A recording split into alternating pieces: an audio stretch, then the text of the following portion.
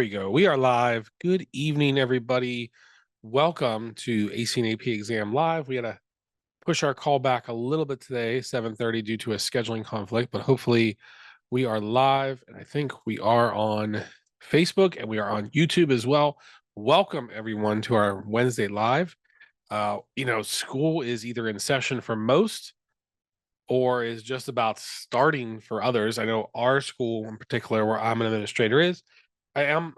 We're going back to school tomorrow, which is crazy how fast the summer went. So today, we're going to talk about test taking strategies.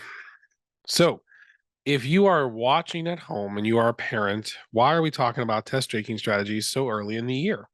Well, it's because you students actually take exams throughout the year, and the strategies that they build now will be more successful on their actual AP exams. So tonight we are going to talk about the benefits of test taking strategies and why your AP teen, your child, should start learning them right now and not delay. So if you are new to our channel, I am Dr. Joe Sebastian. I am the founder of Supported Tutoring and AC and AP Exams, 15-year educational veteran.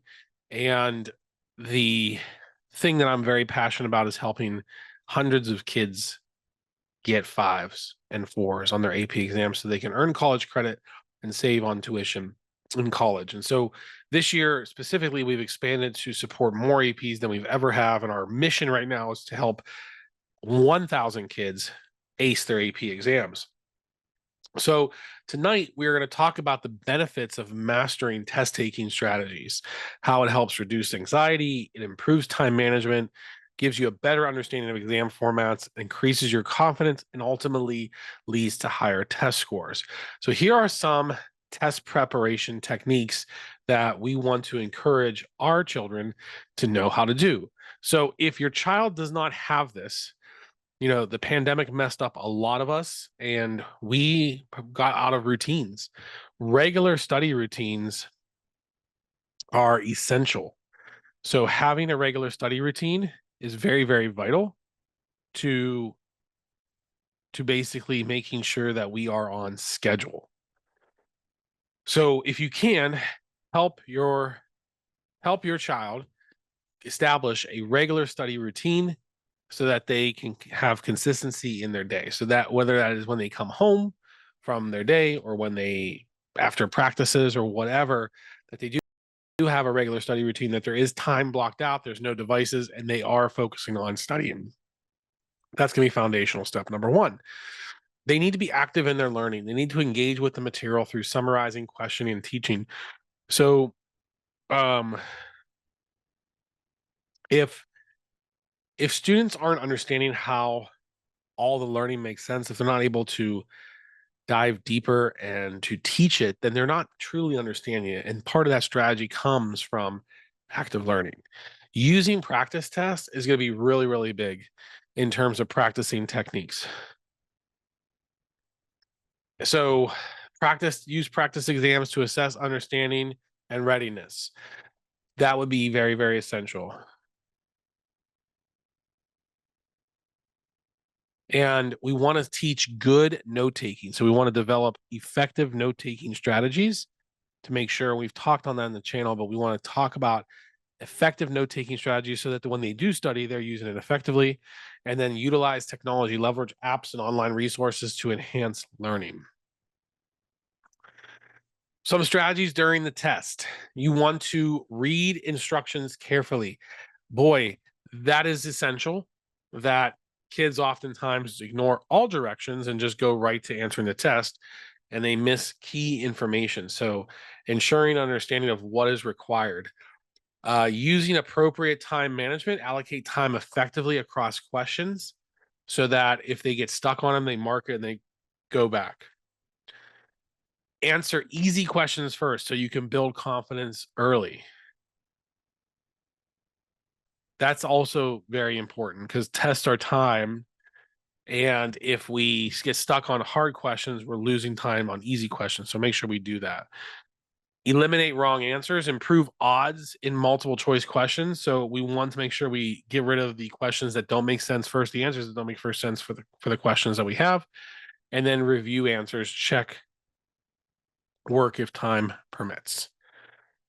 So some post-test review methods. We want students to be reflective in their learning. So reviewing mistakes, learning what they did wrong, and learning how to avoid those errors to help not repeat them is also essential. We want to analyze our performance, identify patterns and areas of improvement. We want to seek feedback, ask teachers for feedback on performance. That's also a great technique to self-advocate, making sure we cut out time and we're looking for feedback from teachers, and we want to adjust the study plan accordingly. So we can modify our study strategies based on review outcomes. So if one technique is more effective than the other, we can modify. Some practical exam and tips. Textbooks are usually well structured within the course to set clear expectations. They do follow usually a traditional outline method, so it makes understanding the material a little bit easier. But when we look at online materials, we want to use reputable websites and educational platforms.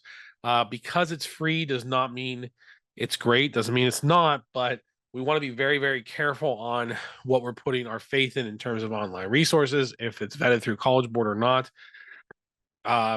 Using study guides is also important, but we want to make sure that they are curriculum aligned study guides for exam prep, creating flashcards for quick review and memorization. That can help build up the study skills. And then also some leveraged educational apps can also create a good online experience. What study strategies, I'm wondering, do the parents out there use for their kids? If you want to share in the comments right now, let us know. That would be great. And what particular AP exams do you want specific study strategies for that I could speak on here in the next couple of minutes?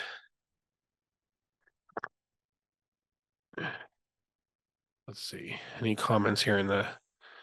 Sorry, I'm just looking for comments here. So for example, for AP history, that's a good one. So AP history, we start all of our kids in our platform off with understanding what the test is asking. So for AP biology, AP chemistry, AP physics, AP history, AP English language, AP English literature, every test is different, has different requirements. If we're going to develop effective study techniques, we need to make sure we understand what the test is asking us, because oftentimes what is taught and what is assessed is misaligned. So we want to make sure we are building the skills up as necessary. For example, AP history, 60% of the test comes from writing. If we're not actively practicing writing and study how to write, we will be underprepared for it when it comes time for the exam. Now, some AP history exams in your class might not actually assess the writing, but that doesn't mean we don't want to prepare our students for the writing. That is also essential so that we are not just doing enough. We want to actually go beyond that. So developing true study techniques is very, very important. Good question. Any other questions? Okay, history. That answered history question. That another technique for AP history out there. So besides practicing the writing is make sure we're outlining our notes. The best technique I have found is using the outline method for our note-taking ability and laying that out precisely. So we take notes in class outline style. Now, if the teacher does require Cornell, that's a little bit different, but most teachers don't. So knowing how to do outline notes, knowing how to make notations of what is and is not important is essential, and then setting aside time for your child to review it. So you can scaffold it basically. So required at first and then let them start being independent. But one technique is not only are they practicing at night, but the next morning they review their notes before they go to school so they can actually pick up where they left off and understand the material better. That is a really, really good study technique that I would recommend.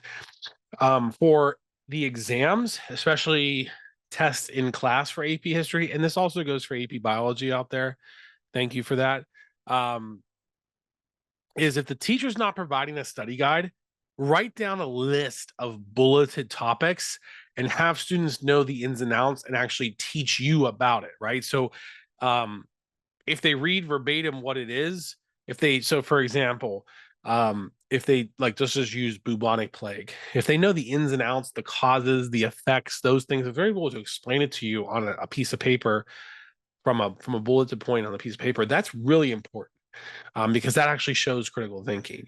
But if they just read bubonic plague did this and this and this, they're not actually actively learning. So that actually is a better technique to just list all the bold words and start going through the ins and outs on that.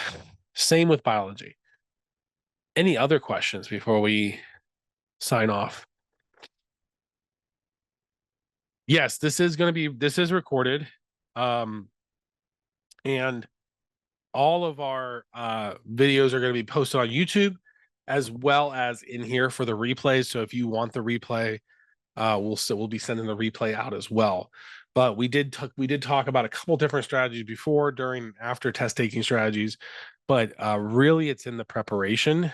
And one of the things we get into in here that we'll cover in the spring during this channel is mapping out weeks in advance, getting students ready for their AP exams.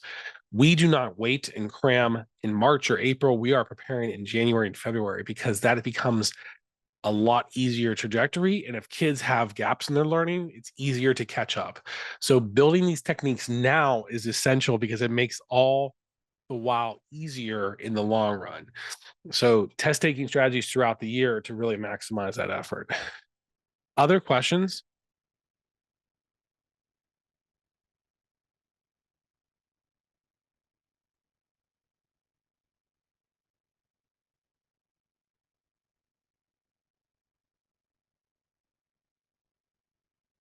Cool. All right. Well, thank you all for joining us. A quick overview of test taking strategies. We'll get into some more deeper content as well, but I'll just do a little plug for our AP University. I posted something in the group earlier that we have expanded to support students in all their AP exams. How we're doing that is through a variety of different ways, through leveraging AI, through self-paced courses, but also nightly teaching. So AP exams measure skills, not content. Let's get that right. AP exams measure skills, not content.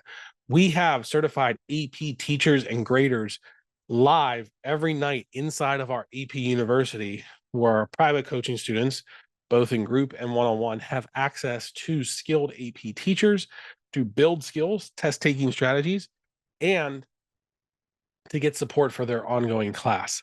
So we have Monday covers our sciences, Tuesday covers some social studies, Wednesday tonight, in a couple of minutes, we're going to be doing AP English, Thursday is history, and Friday is math, calculus, statistics, pre-calc.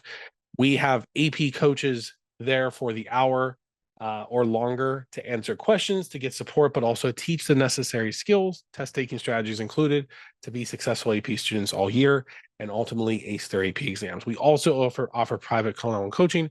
But if you would like to join the AP University for free for 7 days, we do a 7-day trial and onboard you. You are not charged at all for the first 7 days. You can cancel anytime. You want to get a free access to see what that support looks like, just type university in the comments and I'll send you the link, and we'll get on a call together and I'll walk you through exactly how we help kids at the next level. So type university in the comments and we will send you the link, and you can join us for free as we help our students this year on this journey. Thank you so much for joining us tonight. And we'll see you next Wednesday for another live stream. Thank you.